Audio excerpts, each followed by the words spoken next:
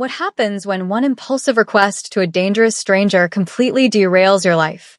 Kira thought she was just making her ex jealous. Instead, she kissed Seoul's most feared crime boss and ignited a love story that would either save her or destroy her. If you're ready for a romance that'll have your heart racing, smash that subscribe button because this one's about to get intense. Let's go. Please, I need you to kiss me. I need him to see what he lost, she said to the man everyone feared.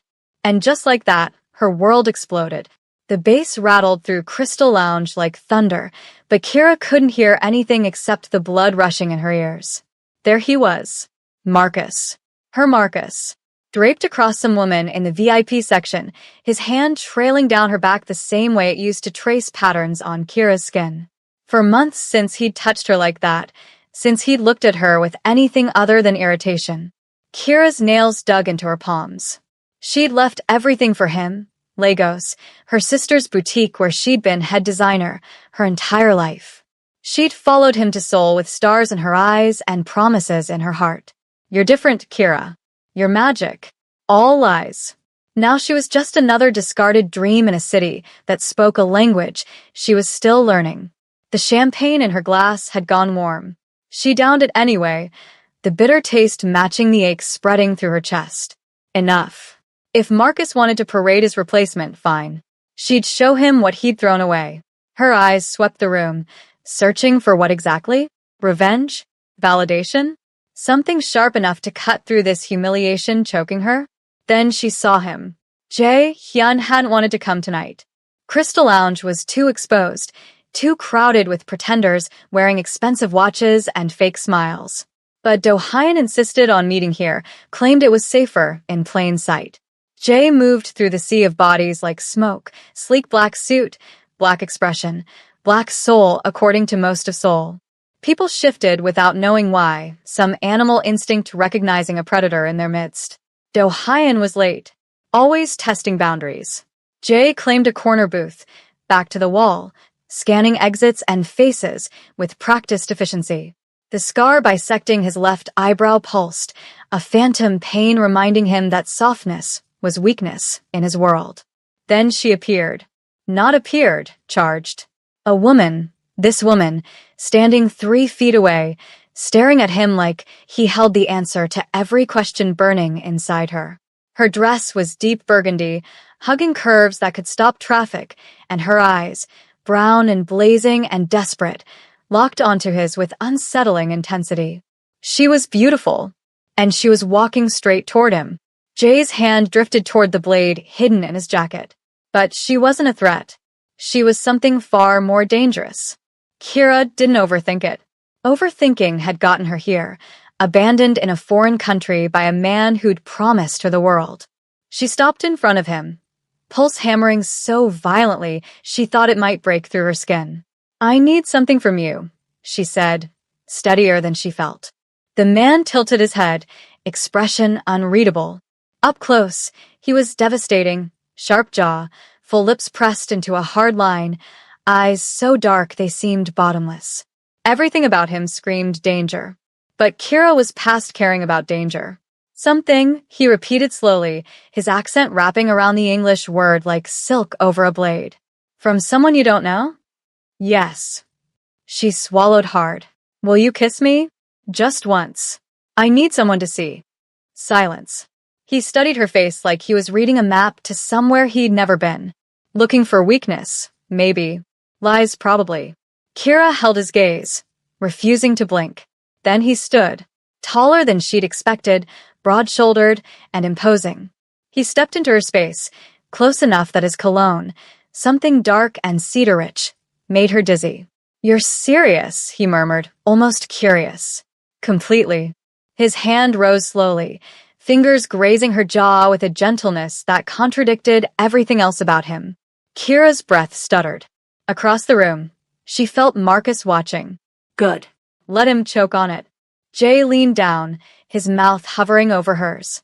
Then let's make it count, he whispered. And he kissed her. Kira had expected performance, something quick and forgettable. But the moment his lips touched hers, the ground shifted beneath her feet. His mouth was soft but commanding, taking hers with a certainty that made her knees buckle. His hand slid into her hair, cradling her head, not roughly but possessively, like she was something valuable he refused to drop. Kira's fingers found his chest, curling into expensive fabric. The kiss deepened, and suddenly Marcus didn't matter. The club didn't matter. Nothing mattered except this, him. The way he kissed her like she was water and he'd been dying of thirst. When they finally broke apart, Kira was shaking. Jay's thumb brushed her lower lip, his eyes darker now, something dangerous flickering behind them. Enough? He asked quietly. She couldn't speak, couldn't breathe past the fire burning through her veins. Behind her, glass shattered. Marcus. Kira stumbled back, reality crashing down. Oh God. What did I thank you? I should go. She turned, but Jay's hand caught her wrist. Gentle, but firm enough to stop her. Wait, I can't. Her voice cracked. I shouldn't have. Kira. She froze. How do you know my name? He nodded toward her purse, where her hotel employee badge dangled from a keychain. Right. Of course. You asked for a favor, Jay said, maddeningly calm. Now you owe me one. I don't owe you anything, she shot back, yanking free. It was just a kiss. Was it? The question hung heavy between them. Kira's pulse thundered in her throat. No. It wasn't just a kiss. They both knew it, but admitting that meant admitting she'd felt something real with a complete stranger, something she'd never felt with Marcus even after a year of trying. I need to go, she repeated softer. Jay studied her for a long moment, then released her. If that's what you want. It wasn't. But Kira didn't trust herself to stay, so she turned and walked away on shaking legs. Behind her, Marcus's voice cut through the noise. Kira, what the hell was that? She didn't stop, didn't look back. For the first time in months, she didn't care what Marcus thought. But she couldn't stop thinking about the stranger's lips on hers, or the way his hand had held her like she was something worth keeping. Jay watched her disappear into the crowd, jaw tight. He'd been kissed before, countless times, but never like that. Never with such raw, unguarded desperation. She'd kissed him like she was drowning and he was air, and God help him, he'd wanted to drown with her. Boss. Jay turned to find Dohyun beside the table, expression carefully neutral. Was that necessary? Dohyun asked. No. Then why? She asked, Jay said simply, sitting back down. But his hands were trembling beneath the table where no one could see. He didn't do this. Didn't get involved. Didn't let strangers burrow under his skin. But Kira, whoever she was, had just demolished every rule he'd spent 15 years building. And he had a feeling she had no idea what she'd unleashed. Kira made it halfway to the exit when the lights died. Screams erupted, glass exploded, then gunshots. Her body moved on instinct, dropping low as chaos detonated around her. People stampeded toward the doors, trampling over each other. Kira's heels snagged on something, and she went down hard, palms scraping concrete. Then a hand grabbed her arm, hauling her upright. Come with me. Now. Jay. What's happening? She gasped. No time to explain. We need to go now. He pulled her through a side door she hadn't noticed, down a narrow hallway reeking of cigarettes and spilled beer. Behind them, more gunfire, shouting in Korean. Jay's grip on her wrist was iron. Wait, my bag. Forget it. They burst through an emergency exit into an alley. A black car idled there, engine purring. Jay shoved her into the back seat and climbed in after her, slamming the door. Drive, he barked in Korean. The car lurched forward. Kira's chest heaved, adrenaline spiking through her system. What the hell just happened? Wrong place, wrong time. That's not an answer. Jay finally looked at her, and for the first time, she saw something other than calm in his eyes. Worry, maybe. Or anger. There are people who want me dead, he said bluntly. And now they've seen you with me, which means you're in danger. Kira's blood turned to ice. What? I'm taking you somewhere safe. Safe? I don't even know you. Then let me introduce myself properly. His voice went cold, detached. My name is Jae Hyun. I run one of the largest organizations in Seoul. And that kiss you asked for just made you a target. Kira stared at him, her mind refusing to process the words. Organization. Target. Mafia. No, she whispered. No, this can't be. I'm sorry, Jay said quietly. And for a moment he almost looked like he meant it. But until I know you're safe, you're staying with me. The car sped through Seoul's neon-lit streets, and Kira realized with dawning horror that she'd just traded one nightmare for another. Jay's penthouse was cold, sterile, all glass and steel and sharp angles like the man himself. Kira stood in the center of the living room, arms wrapped around herself, still wearing that stupid burgundy dress that now felt like a costume from someone else's life. Sit, Jay said, gesturing to the couch. I'd rather stand. Kira, don't. Her voice cracked. Don't say my name like we're friends. Like you didn't just blow up my life. Jay's jaw tightened, but he didn't argue. Instead, he poured 2 glasses of whiskey and set one on the coffee table. Drink. It'll help. I don't want your help. I want to go home. You can't. Not yet. Kira laughed, bitter and broken. Why? Because some gangster might come after me? This is insane. I just wanted to make my ex jealous.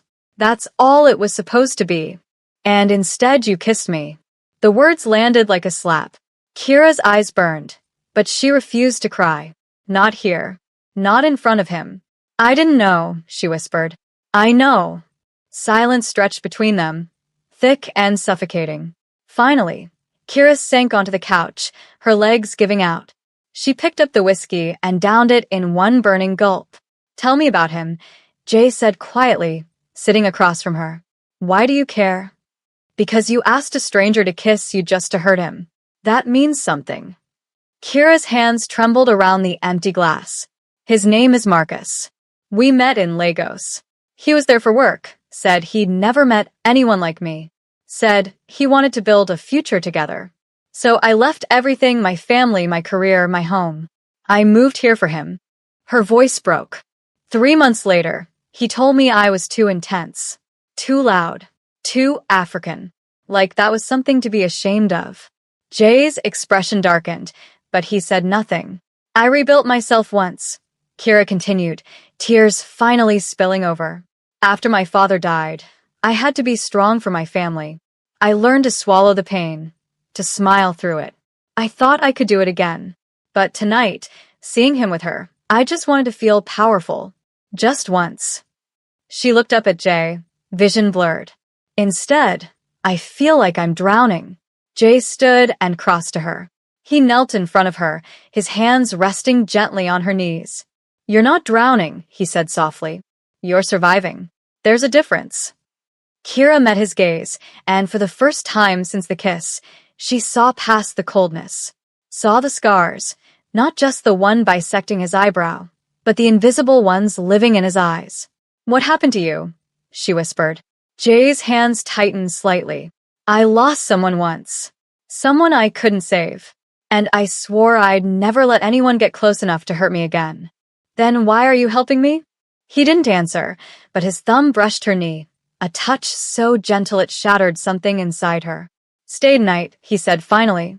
Tomorrow we'll figure out the rest. Kira nodded, too exhausted to fight. And when Jay stood to leave, she caught his hand. Thank you, she whispered. He looked down at their joined hands, something vulnerable flickering across his face. Don't thank me yet, he murmured. I'm not a good man, Kira. Maybe not, she said softly, but you're being good to me. Jay's breath hitched, and for the first time in years, he didn't pull away. Have you ever found safety in the most unexpected person? When the walls came down and someone you barely knew became exactly who you needed. Drop your story below. Morning light filtered through the floor-to-ceiling windows, painting the penthouse gold. Kira woke to the smell of coffee. She'd fallen asleep on the couch, still in her dress, and someone, Jay, had draped a blanket over her.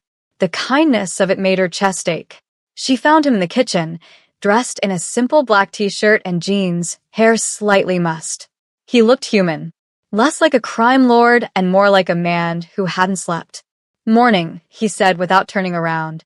Morning. He slid a mug of coffee across the counter toward her. Milk, no sugar. I guessed. Kira blinked. How did you? You ordered it that way at the lounge. Before everything. He'd been watching her. The thought should have been unsettling. Instead, it felt. She took the mug, letting the warmth seep into her hands. Thank you. They stood in silence for a moment, the air between them charged but not uncomfortable. I meant what I said last night, Jay said finally, about not being a good man. And I meant what I said too. He turned to face her, expression unreadable. You don't know me, Kira. Then tell me. Why? Because last night, you kissed me like I mattered. And then you saved my life. So yes, Jay, I want to know you. Something shifted in his eyes, a crack in the armor he wore so carefully. I was 8 when my father was killed, he said quietly. Shot in front of me by a rival gang. My mother, she didn't survive the grief. I grew up in this world because I had no choice. And I learned early that caring about people gets them killed. Kira set down her mug and moved closer. You cared about someone. The person you lost. Jay's jaw tightened. Her name was Minji, my younger sister. She was 16. Got caught in crossfire meant for me. Jay, I held her while she died, he continued, voice flat, emotionless. And I swore I'd never let anyone close enough to become collateral again. I built walls. I became what everyone expected, cold, ruthless, untouchable. But you're not, Kira whispered. You're not untouchable. No. He looked at her, eyes raw. Apparently, I'm not. Kira reached up and touched the scar bisecting his eyebrow, her fingers tracing the raised line gently. Where did this come from? A knife fight. 4 years ago. Does it hurt? Not anymore. She let her hand fall to his chest, feeling his heartbeat beneath her palm. Steady. Strong. Alive. You're allowed to feel things, you know. Being strong doesn't mean being empty. Jay caught her hand, his thumb brushing her knuckles. You say that like it's simple. It's not, but maybe it's worth trying. He stared at her for a long moment, then slowly, carefully, leaned down and kissed her forehead. It was chaste, tender, nothing like the fire of last night, but it meant everything. Stay with me today, he murmured against her skin. Just today. Let me pretend I'm someone who deserves this. Kira's eyes stung. You don't have to pretend. When he pulled back, there was a small, almost shy smile on his lips. Has anyone ever told you you're stubborn? Constantly, she said, smiling back. It's one of my best qualities. Jay laughed. A real, genuine laugh. And Kira felt something click into place inside her chest. This was what she'd been searching for.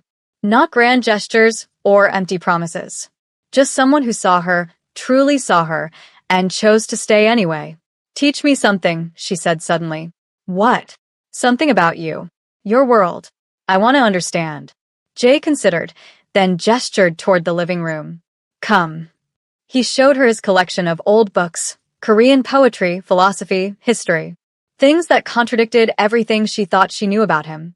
My mother used to read to me, he explained softly. Before everything fell apart. These remind me that I'm more than what I became. Kira picked up a worn volume, her fingers tracing the embossed cover. Read me something. And he did. His voice, deep and soothing, filled the space between them with words about longing and loss and the quiet strength of enduring. When he finished, Kira was crying. Why are you crying? Jay asked, alarmed. Because it's beautiful, she whispered. And so are you. Jay set the book aside and pulled her into his arms. She went willingly, burying her face in his chest as he held her close. I don't know what this is, he murmured into her hair. But I don't want it to end. Then don't let it, Kira said. And for one perfect moment, they both believed it could be that simple.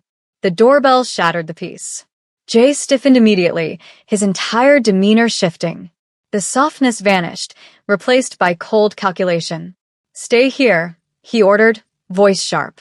Jay, stay. He moved toward the door, and Kira watched as he checked a hidden panel in the wall. Guns. Knives. Things she didn't want to think about. He grabbed a handgun and tucked it into the back of his jeans before opening the door. Do-hyun stood in the hallway, expression grim. "We have a problem," he said in Korean. Jae stepped outside, closing the door behind him, but Kira could still hear their voices, low and urgent. She crept closer, heart pounding. "Sangwoo knows about the girl," Do-hyun was saying. "He's already asking questions. If he finds her, he won't. Jae, you need to let her go. Send her back, wherever she came from. This is too dangerous." No. "You're compromised. For the first time in 15 years, you're compromised, and it's going to get her killed." Silence. Then Jae's voice, colder than Kira had ever heard it. "I'll handle it. Will you? Or will you get her killed like you got Minji killed?" The sound of flesh hitting flesh. A grunt. Then footsteps. Kira scrambled back as the door flew open. Jae stormed inside, knuckles bloody, face a mask of fury. "What did he mean?" Kira demanded. "What did he mean like you got Minji killed?" Jae didn't answer. He paced the length of the room like a caged animal, shoulders rigid. "Jae, talk to me. You need to leave." The words hit her like a physical blow. "What?" "You need to leave. Now.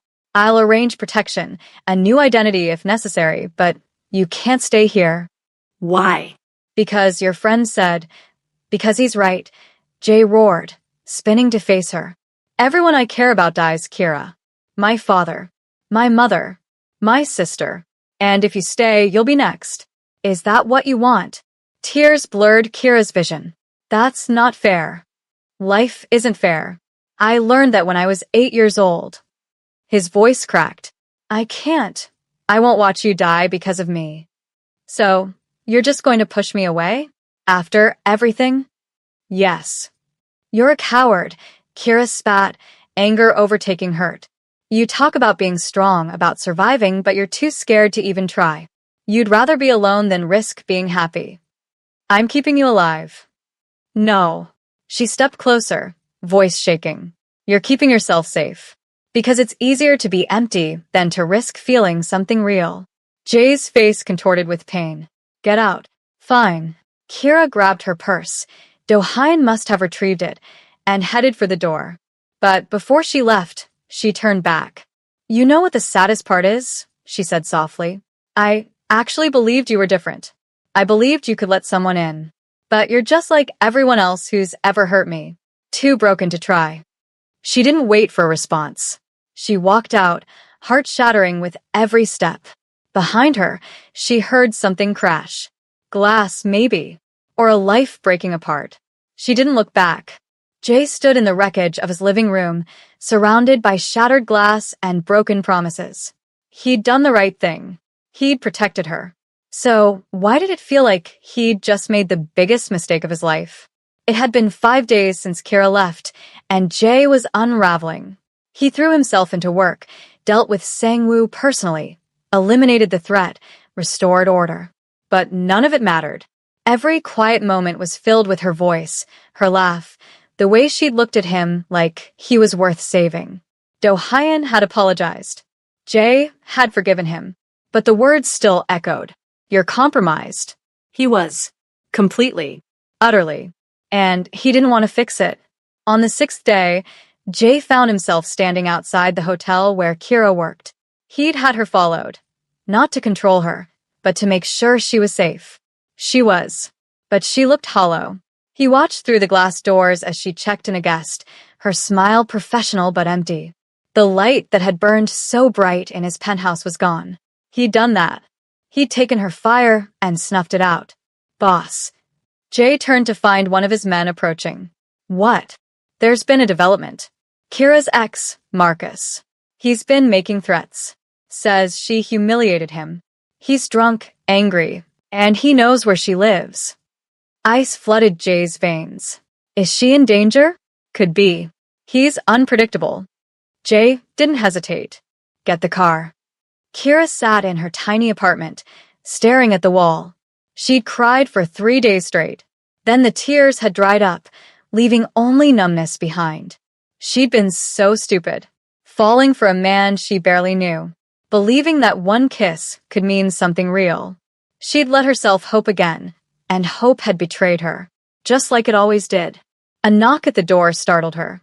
Kira, open up. We need to talk. Her blood ran cold. She'd been avoiding him, ignoring his calls and messages. She thought he'd give up eventually. Go away, Marcus. I just want to talk. Please. Something in his voice made her hesitate. He sounded off. Slurred. You're drunk, she called through the door. Come back tomorrow. No. We're talking now. The door handle rattled. Kira's heart leapt into her throat. She grabbed her phone, fingers shaking thinking to the police or Jay. But before she could decide, the door burst open. Marcus stood in the doorway, eyes wild, face flushed with alcohol and rage. You made me look like a fool, he snarled. Kira backed away, pulse thundering. Marcus, you need to leave. Kissing some random guy right in front of me. Who do you think you are? Someone who deserves better than you. Kira shot back, fear giving way to anger. Now get out. Marcus lunged. Kira screamed. And then Jay showed up. What happens next? Do you think Jay will save her from a drunk Marcus? Part 2 is coming, and trust me, you do not want to miss what happens next. But before you go, I need to know, on a scale of 0 to 10, how would you rate this story so far? Drop your number in the comments and tell me. And if you're invested in finding out whether these two broken souls find their way back to each other, smash that subscribe button because part 2 drops soon, and it's about to get intense. See you in part 2.